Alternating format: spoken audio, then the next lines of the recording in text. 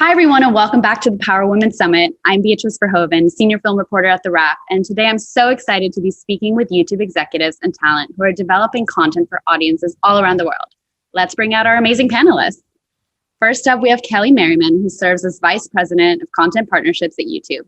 In this role, Merriman leads YouTube's global partnership strategy and management for content creators across the Americas. Next up, we have Suzanne Daniels, who's the global head of original content at YouTube, where she's responsible for leading the company's overall efforts and investments in original content, including programming strategy, development, and production of series and films featuring some of YouTube's most successful creators and personalities. Vivian Lewitt is the global head of artist relations at YouTube, where she leads a team of music ambassadors focused on developing and executing strategies to support the growth of artists on YouTube, break new talent, and super serve the artists and their teams. Lele Pons is best known for her Instagram and YouTube content, creating videos for more than 41 million Instagram followers and 18 million YouTube subscribers. Her debut single, Celoso, is certified 3 times platinum and has over 300 million views on YouTube. In May 2020, Lele released a YouTube original docuseries, The Secret Life of Lele Pons, that reveals her struggles with OCD, Tourette's, and other mental health disorders. And last but not least, we have Sweetie, with 2 million Instagram subscribers, who rose to fame with her hit song Icy Girl in 2018, which garnered over 109 million streams on Spotify and 97 million views on YouTube. In 2019, Sweetie released her major label debut EP, High Maintenance, followed by her platinum hit, My Type. Most recently, Sweetie launched the best-selling jewelry line Icy in her fashion line and has partnered with brands including Reebok, Pretty Little Thing, and more. Welcome, everyone. Thanks so much. So I kind of wanted to start off this conversation and have everyone, tell me a little bit about yourselves in these roles. I know, Kelly and Suzanne and Vivian, you were in somewhat different spaces before joining YouTube. So I'd love for everyone to touch on what drew you to the platform. Great. As you said, I'm Vice President of Content Partnerships here. I've been here for almost 6 years, and I oversee a team of about 300 folks who are strategic advisors for some of our largest creators and media companies across the globe. And, I was drawn to YouTube because I was at Netflix and Sony Pictures before, and it was such a wonderful opportunity to think about a platform that really was a mirror to the world, that allowed in real time to reflect how people were feeling and their experiences in the world, instead of having a programmer sit in between to try and make decisions of what people might want to see. And then the reach that we have with 2 billion viewers around the globe has really showcased the power of allowing our creators, our artists, and our media companies to find those stories and the viewers that want to hear them and connect with them. I'll jump in. I was at MTV. I was president of MTV Networks prior to coming to YouTube about 5.5 years ago. And I distinctly remember a conversation that I had with my head of research at MTV. And I said, when our audience, who the median age was 24 at the time, when our audience is not watching MTV, where are they? What are they doing? What are they watching? And she said, they're all on YouTube. And that really turned my attention toward YouTube in a big way. And I started actually working with YouTubers like Todrick Hall, we did a series with when I was at MTV. Not only that, I started talking to my head of marketing about working with YouTubers to promote our MTV shows.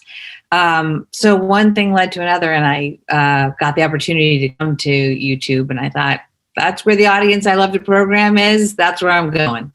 Perfect. So I've been at YouTube for almost a decade. So I was at YouTube in the moments that Suzanne was referencing, doing deals with Todrick for MTV. I lead our global artist team, and we're really focused on building out strategies that seek to deepen fan and artist connections, grow and develop their careers at every stage. The best opportunities for me was when we start working with an artist from early on and can build and grow with them over time. We're also seeking to ensure that the products and features that we deliver on the platform work really well for artists, and that they have a vehicle where the platform can be not only a place for them to share their music and their videos with the world, but to share bits of themselves with the world as well. And Lele and Sweetie, why YouTube? Why, use this platform for your content specifically? What drew you guys to it?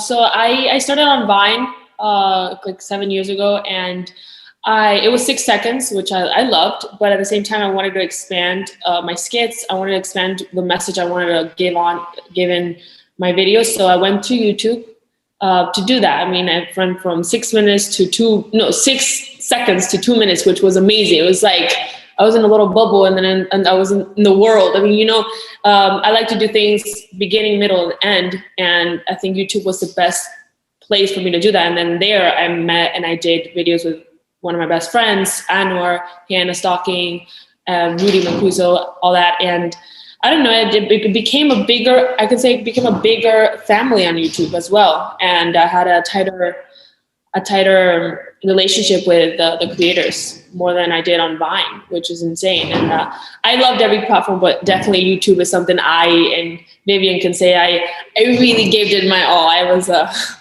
was doing every week, and now there's no better platform right now than where to put music videos on YouTube, and that's why I love YouTube. And now with me doing music, it's my favorite platform. Oh my God, I said that. I mean, it's my favorite platform for music videos. Okay, girl, we won't too. Well, it's such an honor to be on a board with such amazing ladies who just spoke. So thank you for having me. It's an honor. So just to give you, my perspective from an artist, why YouTube? Why YouTube? Because there are other, platforms, and Instagram and Twitter continue to lengthen their videos. But I feel like YouTube is such a well-structured place for not only to put out content, but for fan base, to have your own community. And for me, I believe like my brand expands beyond music videos. I recently just launched my own reality series called The Icy Life, and it's doing super well on the platform. But YouTube is just that pioneer. I'm also a USC grad, and we literally studied how YouTube is disrupting live television, because people want things instantly. People want things where they can watch it on their own time, and YouTube gives, people that access. So I love it because you're able to still be you, creative, and it's just a free flowing bomb, for less of words, platform. So definitely a fan of YouTube. I love that both of you have the music and creator lens about the platform, and you came at it from opposite perspectives, which is so great. And Emily, you asked a question, and I didn't answer it about where we were before YouTube, but the both of those principles that you both talked about, access to bigger audiences, ability to be creative in your own way and tell your own story, build your own destiny. That was the reason I joined YouTube, because I was an attorney prior through the mid 90s and early 2000s representing artists. And, there was a very clear and finite way that you did things and that you were discovered. And when that shift began to happen with open platforms, largely YouTube early on, I recognized that there was a way to impact at a bigger level for artists, and help aid in their ability to access an audience on their own terms. So I love both of your stories. And everyone has kind of talked about how YouTube can combine multiple different spheres and, landscapes and everything like that. And so Kelly, Vivian, and Suzanne, you three are in charge of divisions that are the driving factor of YouTube. And so I was wondering how you bring all the businesses together to make the greater YouTube. Yeah, a lot of times what I think about, and I think Lele and Sweetie Archie addressed this already, is, we have 2 billion viewers that are coming to the platform every month, and they're just looking to connect with storytellers they love. And you can tell stories as a creator, as an artist, as a media co, And so it doesn't really matter where it's coming from. It's the story that's being told. And so I think each and every one of us, when Suzanne and Viv and I, we spend a lot of time talking to each other to try and figure out what's the right way to bring these storytellers to the platform and have them connect with their audiences. Right now, when we think about creators are about, they're really the majority of the platform. And artists and our media company partners, they sort of split the rest of it about equally.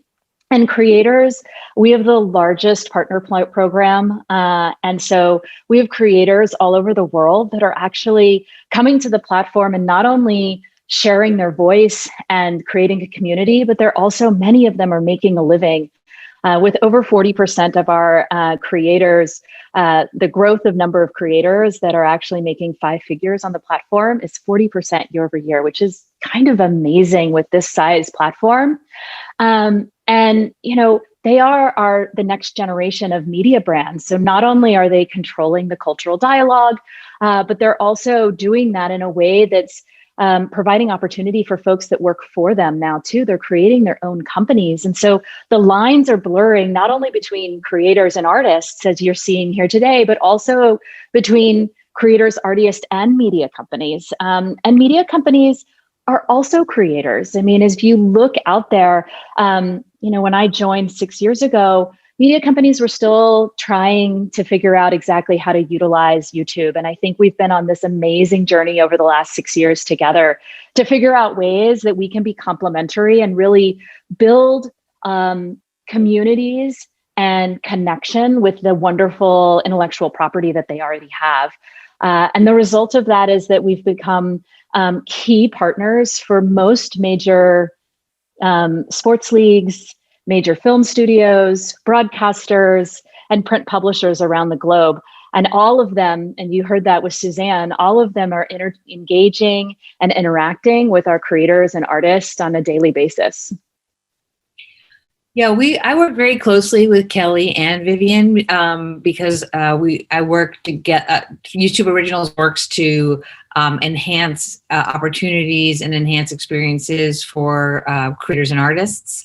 And one example that I can get of what Kelly was just talking about in terms of broadcast partners was we just produced a home special, which thank you, sweetie, because she gave a phenomenal performance in that, and that was a highlight of the special. And we streamed it live at the same time that BET aired it live. And we do a lot of different types of partnerships like that with media companies today. And I could add from the music perspective, and we do partner significantly, you know, with the YouTube Originals team and Kelly and her team. It's really critical when you think about creators and artists in the ecosystem on the platform that we're constantly in contact and that there's an enormous amount of collaboration. Music permeates through our lives generally, and therefore it permeates through video. So through partnerships across the music industry, across the globe, we've enabled the platform and the creators on the platform to utilize music within their videos. In addition to having a standalone YouTube Music app and subscription service, music in the actual ecosystem of YouTube in a broad sense is pivotal, and it weaves through everything. Because it's a global platform and it has this immense reach, we actually are in a position where many times our artists come to us when they want to break an album, and we had the pleasure of working with Paul McCartney, for instance, who wanted to do a live stream to break his new album. Was that about a year ago, Vivian? I think that might have been longer. That was super fun to meet a Beatle. And then but we, you know, we're really proud of Lele's show. Lele, that was a really brave, amazing show you did, and for us, and sharing your challenges. And so it's very different. That's probably the most different aspect. People ask me all the time what the difference is between working at networks because I worked at so many networks before MTV, Lifetime, ABC, and thinking about the global world and the global stardom and that YouTube provides is all those networks are domestic only. So that's been a really fun and exciting element to this opportunity. Yeah. And Suzanne, last year was Coldplay, Everyday Life from Jordan at roughly the exact time last year. And that album is now nominated for a Grammy. So. Wow. Oh, that's great. And Kelly just, said it herself, the lines are getting blurred, right? And this is a question for Lele and Sweetie. You both have, like you mentioned, career paths outside of YouTube. I mean, Lele, you have film, TV, singing career, and Sweetie, you have all your businesses, all your show that you just mentioned. So I was curious, how does your content creation on YouTube factor into your other businesses and maybe aid in your career path?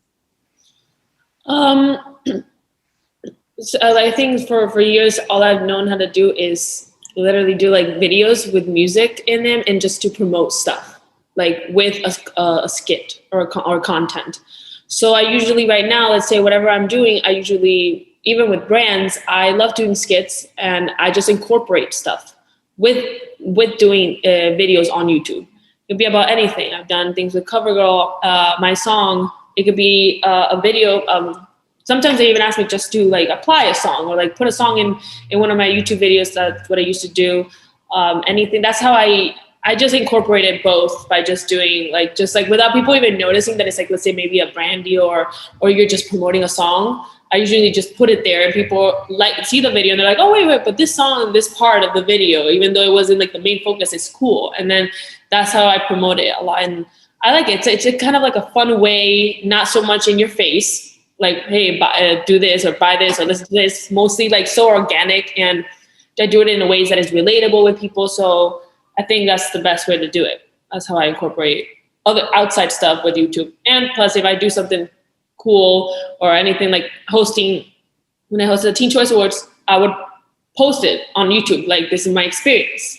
Something very, very, very cute, very, very good. I don't know. I don't know. It's like a diary. I say YouTube is like a diary of what's going on. Long diary. Sweetie? I have to agree with her. YouTube is definitely a diary. I was already putting up music videos since Icy Girl, but my YouTube and my fan base really started to grow during quarantine when I started to put my own form of my own diary called the Icy Life series, because music is evolving into when people are listening to music, they don't want a mysterious celebrity. They want to feel like you're their friend, like you're their sister, or they want to feel like they know you. And social media does give me anxiety sometimes. So I'm not that girl that can go live and, just post all day because it just makes me feel like I'm exposing too much of myself. But YouTube gives me the opportunity to control the narrative. So I'm able to film, cut it up, and then put it on YouTube. And like I mentioned before, the series is called The Icy Life. And after my fans began to know me, they started to love me even more. So YouTube has provided such a great opportunity for me to connect with my fans and for them to feel like they know me. And a good thing that came out of that is networks actually want to pick up the Icy Life. But if it wasn't for YouTube, then I don't know where these series would live, because, they're more than 2 minutes, 3 minutes long, and YouTube provides a platform to upload things at a good quality. So I'm really grateful for YouTube for giving me that opportunity. That's amazing. And you just mentioned quarantine, what a fun time that was, and still is for many people. Obviously, 2020 was, a year we had COVID, the racial justice movement. And so with the media landscape changing and with COVID, being such a big part of change, what has been YouTube's role this past year, and what is the role moving forward in the industry? Yeah. So first, I just want to say I love this idea of a diary. So thank you, Lele and Sweetie, for sort of leaning into it. I think it's really, really important. And it actually leans into this idea of kind of who YouTube was for our viewers during the pandemic. The reality is when COVID hit and it was like a week before we were working from home, we were all looking at each other like, is this really going to happen?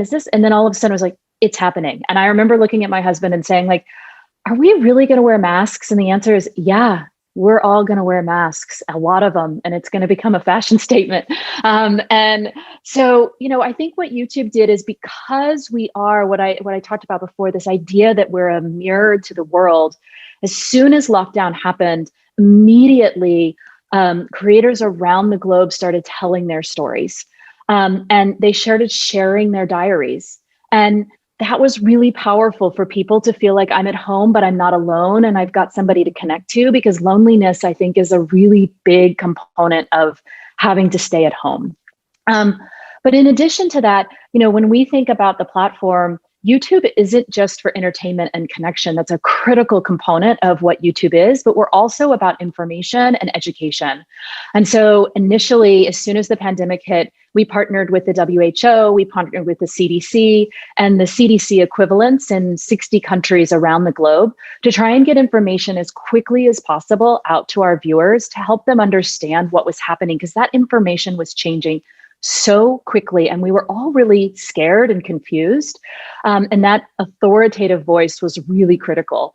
And then many of us were all of a sudden at home with our kids and trying to do Zoom with, I thankfully have an 18-month-old and a 3-year-old, so they weren't in that phase yet, but thinking about folks who were trying to do Zoom school with their kids, how stressful. And YouTube has such an amazing set of creators that we call edutubers that are out there really helping folks to learn and to really support that learning journey for kids. And we really engaged heavily in that space. And we actually saw an increase of over 100% in a lot of our homeschooling searches, a lot of our, school from home, those types of activities. And then we were looking at all of our, media company partners, our music label and artist partners who all of a sudden their business completely changed overnight. Like, what do you do when you can't tour? What do you do when you can't go to the theater? You can't release a film. And, the way that I think about YouTube is we're an enabler. We're a strategic advisor there to help our partners figure out how to get their stories out in the best way possible, because they still had stories to tell. And we saw late night really embrace late night from home, and really amazing to see Trevor Noah and Jimmy Fallon, Kimmel and others really leaning into letting their kids sort of describe and do the logos themselves, which was really fun. We were supporting premium video on demand when theaters were closed. We were supporting We Are One, this amazing global film festival that was put together in partnership with Tribeca to try and bring films that weren't going to be able to be seen by people at the festivals. We partnered in Brazil to try and bring the championship football games to streaming, because all of a sudden they needed to play the game and the stadium was empty. Nobody was there. And so there's just the list goes on of ways that we just showed up and said, we're here, we're a platform. We want to enable you to tell your story and tell your story in the right way. And I'm just so thankful that we were able to do all of that across entertaining, connecting, informing, and educating. Yeah, YouTube just published its top 10 trending videos for 2020. And one of them was John Krasinski's Some Good News, which was a direct result of COVID and people telling their story from home, like Kelly was saying. Our marketing department immediately pivoted and started a campaign called hashtag Stay Home campaign, and promoting to all the edutubers and different YouTubers who were doing COVID-friendly programming, you might call it, or just COVID-inspired programming, maybe is a better way to say it. And we pivoted all of our YouTube originals as well, and we tried to fill in for what was being taken away from us. And one example of that was the homecoming special I just mentioned, but another example was Dear Class of 2020. So we did a big graduation special where Barack Obama spoke and Michelle Obama and Sundar, our CEO of Google, spoke, and just a very powerful piece to sort of offer graduates at all levels, high school, college, graduate students, some closure that they weren't going to get because of COVID. And I'm sure Lele and Suiti can attest to the fact that the music industry and artists and music workers, by and large, have had a radical shutdown associated with the pandemic.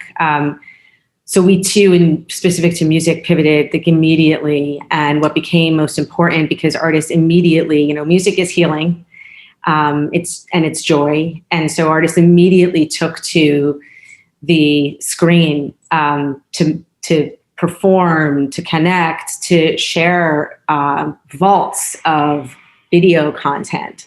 So, we worked very closely with all of our cross-functional teams and across our product and our engineers to make live easier for artists, to make sure that we were delivering best practices and helping them optimize channels. And in addition to that, building programs to help support bringing massive programs to life on the platform. Everything from Andrea Bocelli from the Duomo in Milan on Easter Sunday, where we saw 2.8 million concurrent viewers, to artists in Brazil also achieving concurrent viewership of that magnitude going live on the platform. We partnered with Post Malone in connection with the WHO COVID Response Fund partnership that Kelly mentioned through his Nirvana tribute concert, which was maybe one of my favorite things of the last year. He was able to raise $1 million, which included the Google Match for the WHO, just in the live stream in the week following. Artists en masse, Elton John, Metallica, Pink Floyd, Radiohead, Prince. We just saw a massive amount of wonderful concert footage. It was uploaded to the platform to delight fans. And, we've also taken strides to make sure that we're helping as much as we can possibly help. So we partnered with NIVA, National Independent Venue Association, to bring to life a festival on YouTube called #SaveOurStages, which was intended to and continues to exist on a platform to help raise awareness and contributions for independent music venues across the nation that are really in danger of closing. Many are at risk. And that effort raised, well over $1 million just in its weekend phase. So we're continuing this effort, right? This continues to be at the forefront. Our product continues to evolve to make sure that artists can connect live with their fans. We just rolled something out called Live Redirect, which has been a small beta, and Suiti, you actually utilize this product. So I'd love to hear from you when you release Back to the Streets. But it enables an artist to go live before their video premieres on YouTube. So we're just continuously striving to ensure that the platform is delivering for artists and their fans and creators and media companies the best possible ways to continue to connect and make things and enjoy things during this time period. Yeah, Suiti, why don't you, kind of pedal off that? And also, I was curious, how in this situation do you decide how vulnerable to be in the diary that you mentioned, when everyone at home is also in a very vulnerable state and wants that connection? Well, for one, you guys are all dropping gems, and my brain goes crazy, so I had to take notes, and I didn't want to do it on my phone because I didn't want you guys to think I was texting, but I got some notes right here. I'm just keeping them here, but yes, Live Direct was really important to me. I could definitely see it growing. Everything is moving into this virtual space, this virtual world. And I thought it'd be funny to make my own red carpet. So I had you know, my internal pretend to be a publicist, pretend to be the red carpet holder. So we had a fake red carpet at home, and my fans did love it. But what I do love about YouTube is that you guys gave us the opportunity to not only connect with our fans, but to do it in our own way. So thank you for that. And it was really impactful. I felt like all of my super fans, all of my supporters were tuned in, and the fact that it rolled directly over into Back to the Streets, they really loved it. So, I mean, I'm just excited to see where it's gonna grow, and yeah, that's it. And Lele, I was curious, kind of asking the same question to you about vulnerability. I mean, your special, you really, and your series, you really are extremely vulnerable with, you know, your OCD and Tourette's. And I was curious, like, do you ever think about how much you want to share with your followers and your fans, and kind of the role that YouTube plays in that? To be honest, like, I did not want to show that to the world, but it got to a point that, you know, it was, everybody felt very alone. And I was just like, listen, the goal here is not, to make people say, oh, poor Lele or anything like that. When I realized the goal is, if I can just, let's say, help one person, the rest hate me, but I can help one person and change that and educate someone who, or maybe even, not even educate, just like let parents know maybe if their kids have it, or maybe kids are like, oh, wait, maybe I have this. Maybe this is why I behave like this. That's so important, because before I even did this special, I met a lot of kids who had OCD, didn't want to go to treatment, met me, went to treatment when they knew I wasn't in the same treatment they were in. And then I was just like, I've never in my life, yes, I did skits and music. I've never like really shared a message, done something educational, something that actually, as an influencer, you're influencing people, And I was just like, this is the only, also you have to do something that actually touches your heart. You can't just promote something that because you're being paid. I wanted to do this not for the money, because it's actually something I know, and I know I've gone through it. I have experience with it, and I can actually share with my fans truly. People know if you're just doing it for real or you're just doing it for promotion. So this is for real. And I am so happy I was able to do it, because many of my friends that I didn't know had the same things that I had came to me and said, I love this documentary because I have this too, and I don't feel so alone. And people related to me, people that had the same thing, and they were very happy. And that was the point of it. Really, that was the point. And at the end of my videos, there is a link for people to get help, which was great, because some people really don't have the resources, which is very important. I knew that if I posted this, people were going to be like, I would love to get help. I don't know how. So there's a link that actually shows how you can get help in my docuseries. And I think it was probably the most important thing I've done in my career. Yeah. Thank you to YouTube, because it definitely expanded and it exposed this to many audiences and many people. And it was the best choice, because also you can see the feedback.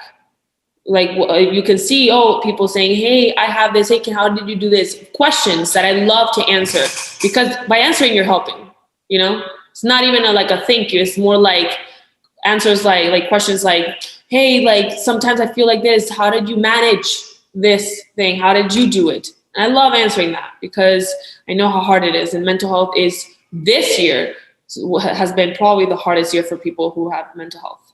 Yeah, you should be really proud of that, Lele. I think it did help a lot of people. And I'm proud of my team. Proud of my team. I'm proud of YouTube. I'm proud because someone like YouTube was the one that actually helped me do this. So it's something that happened to me. It's something that happened to me, but it's that person who actually got the story and wanted and thought this story is important enough to actually have a platform. So I think it's thank you to YouTube, someone that believed it. So. Well, you're just listening to you reminds me of why I love working with creators and artists on YouTube, because they come to YouTube and they have a full vision. They're at once producers and performers. Sometimes they're also directors and writers. They're just bringing a whole vision to the table, which just I find when you start with that, when you start with a really strong vision, you get a more compelling piece. So it's terrific working with them, working with people like you guys, Sweetie and Lele. I just want to say thank you, Lele, for what you just said. I think it's really, really powerful. And to Suzanne's point, it's part of the reason that I'm here. But I also want to highlight that I don't know about y'all, but I think for women, many of us that are highly successful, I definitely grew up trying to be perfect and trying to wash away the parts of me that weren't perfect and not talk about them. And I think that instead coming out and saying, hey, none of us are perfect, actually. And we should probably start talking about that and celebrating kind of some of those imperfections because they make us who we are. I just think what you just said, Lele, and what YouTube does every day to try and give folks permission to be their whole self and to embrace those imperfections, it's so important. It's so important right now. And I just want to say thank you. Yeah, I think that going off that, I think, a term that I keep hearing through this conversation is YouTube being educational as well, right? It feeds connection between people, but it's also educational. And I think that's something, obviously, that was extremely important, even in recent months. I mean, with the racial justice movement, with the election, right? And, before I kind of wrap things up, I did want to hear what was YouTube's approach to programming to ensure YouTube was part of, that conversation in terms of the racial justice and the election in mass media. I mean, well, this is another example where Kelly and Vivian and I worked very closely together because we the first thing we did was we worked together to fashion a plan, a strategy, and a fund that would help fund creators, help fund artists, and then help fund some original programming that would be a way for you to lend a voice to the conversation.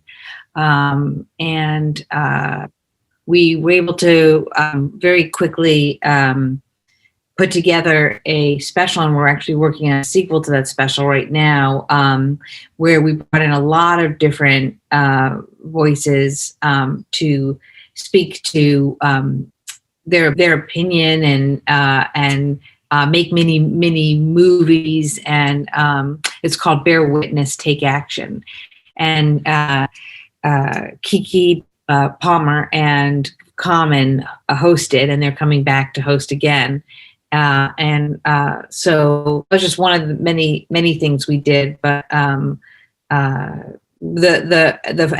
it's taken a while to because we really wanted to have a thoughtful approach to what we were doing, and so it's taken a while to sort of the grants going, but Kelly and her team have just initiated grants to a lot of different creators to enhance their voices and their stories. And Vivian's working with a lot of artists to do the same thing. So there's a lot going on in response. Yeah, and I think that music is so again, back to this theme of music being a soundtrack, right? But social movements and music go hand in hand, and artists on YouTube have been using their voice significantly in this respect. So we want to be there to support them, both in ways that are immediately adjacent to the movement and in ways that just celebrate Black culture. So we're working, as Suzanne said, on artist grants as part of the Black Voices Fund. In addition to that, we're working on some other special moments that will be told through the perspectives of Black artists and industry leaders. We've been working internally as well to try to get ourselves more out into the community so that we're providing tools and resources to youth culture, right? Exposing them to the potential that exists for them within music or technology. And then making sure that we internally are doing the same through different series with speakers so we can learn about the most up-to-date and current perspectives that impact the way we do things. So that's been really important. And very recently, we broadcast a discussion that was hosted by our global head of music, Leora Cohen, with the co-founder of the Black Music Action Coalition in Music, the founders of the Show Must Be Paused movement, Brianna and Jamila, as well as EVP of Universal Music Group, Jeff Harleston, Chuck D, our own Carlita Higginson, who's our head of our publishing group, where they were talking about the impact within music of equity and diversity and inclusion, and how that, from an industry perspective, requires our attention and focus. Yeah, it's amazing. I think across the board, we were just partnering with creators and artists and media cos as they were thinking through how they wanted to tell their stories as well. And so we actually made over 100 films available for free over the course of much of the summer, including Just Mercy and Selma and others.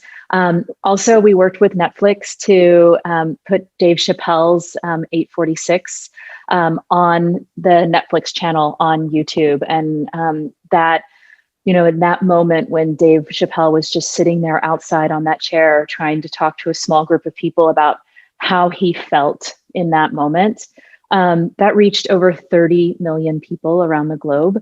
And I think just thinking about the reach that we have to help people tell their stories and show their pain and try and reconcile with what is happening in the world. And I'm just thankful for the chance that we have to allow folks to do that healing in person and in connection with their communities.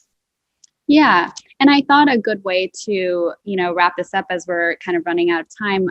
We have so many women watching this, and, it's the Power Women Summit. And I know that there are a lot of people out there who have questions of, how do I break into this? How do I succeed on YouTube? And so I was wondering if each of you could just give like one piece of advice for someone wanting to break through on YouTube and wanting to drive their content on YouTube and reach these people. Okay. Go. I think accepting the fact that it will not happen right away.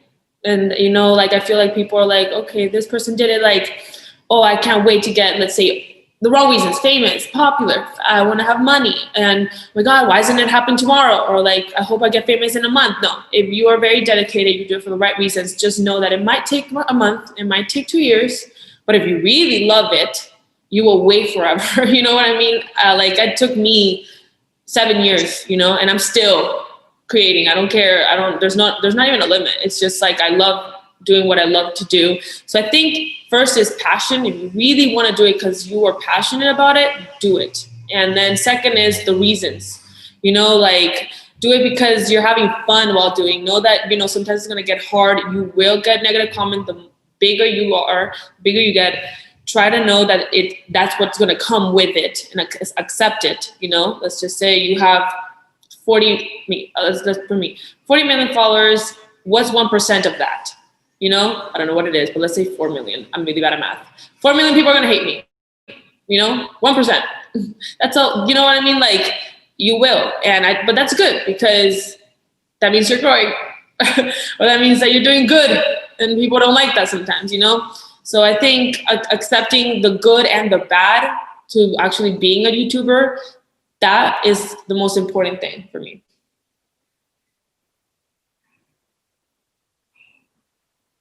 I really love what Lele just said. Definitely just do it for the passion and not for the fame. Because when you're doing it with passion, people will feel that organic content, and people know when people are just doing it for clout or just for the fame. But always, YouTube is about providing a service. I think something that we all share is YouTube is, we know that it's a platform for education. So if you're teaching somebody how to do their makeup, If you're being, a social media or influencer hero like Lele, and you're putting out a vulnerable piece to help other people, and then, or if you have music videos, short films, do it because you're educating. When people are getting, or if they feel like you're providing a service, they're going to keep coming back to you. And just like Lele said, the haters, it comes with the territory. I mean, you can't want to just be this huge personality or person on YouTube and then you can't handle the critics. That's one thing. And then last thing, do not worry if you don't have a budget.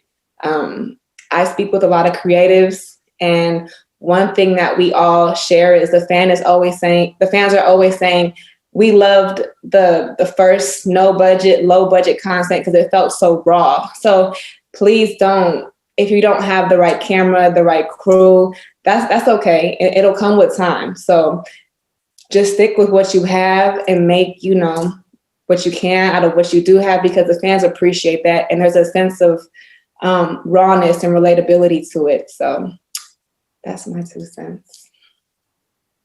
I would say do what you love, and don't worry about whether or not what you love has 100,000 people who love it, or 1 million or 10 million. My husband is an ultra marathoner, and he loves this guy named Billy Yang. And Billy Yang Films has about, I think, somewhere between 100 and 200,000 subscribers on YouTube. But he makes these beautiful films following ultra marathoners. And so for that community, he is the most important voice in that community. And he doesn't need to extend out from that community to be really great at like sketch comedy. It's enough to be where he is and reaching that community. So I think, being sure that you're focused on what you're passionate about, and being committed and continuing to tell your story day in and day out, instead of coming in and out to be engaged and then go do something else. Your community, once you build that community, they depend on you. They look to you. And so you have some responsibility to show up for them too.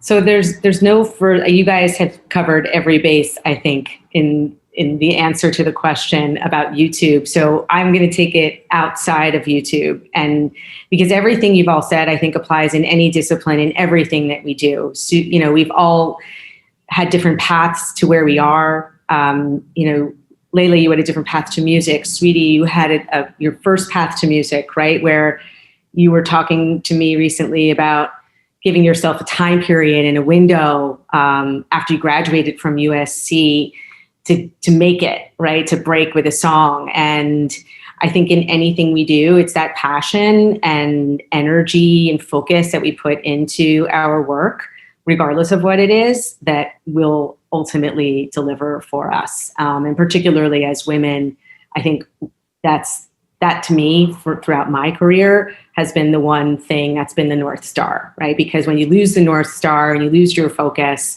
we're more apt to fall behind in some way. And I think it's really important that we don't do that, especially now.